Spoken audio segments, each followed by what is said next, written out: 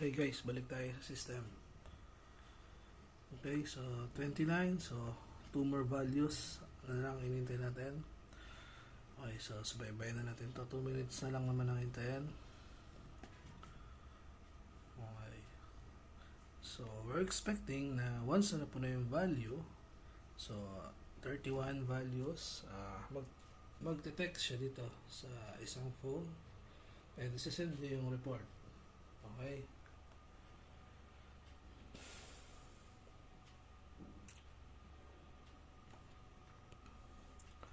So by the way guys, on your part, hindi nyo nakakailanganin itong cable. So ginamit ko lang naman to is for debugging purpose para makakausap ko yung device using serial monitor. Pero on your application, so kahit wala itong laptop, kahit wala itong cable na to, is daily kukuha siya ng values. Then on the first day is magsisend siya ng report.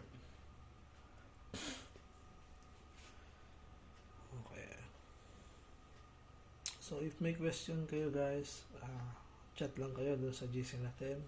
Then sasagutin naman natin yon kung ano man yung inyong tanong. Okay. Saan na tayo?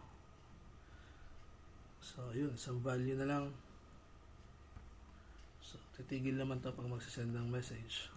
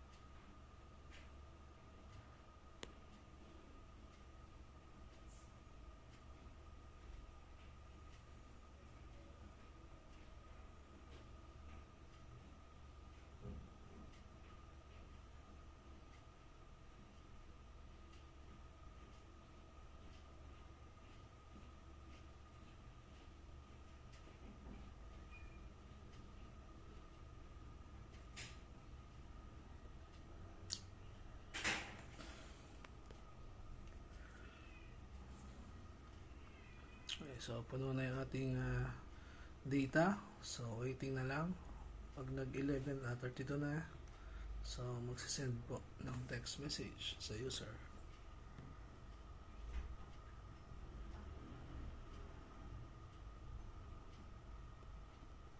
Okay, so average value is 7.1. So hintayin natin. Dapat mag-send yung message, dapat mag-text siya dito.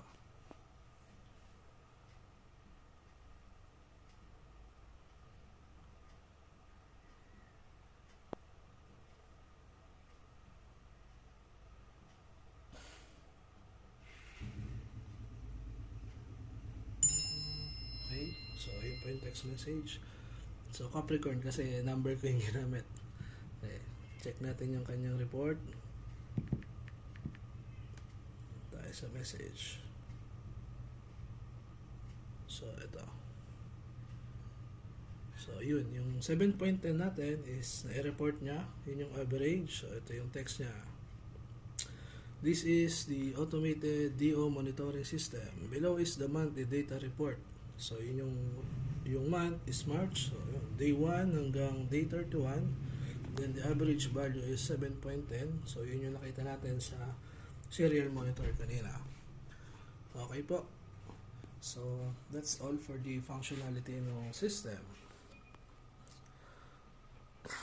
So this is already functional. So once you settle the remaining balance is pwede na natin to ipa-ship sa inyo para makapag-start na rin kayo ng data gathering. So yun lang po. Thank you so much.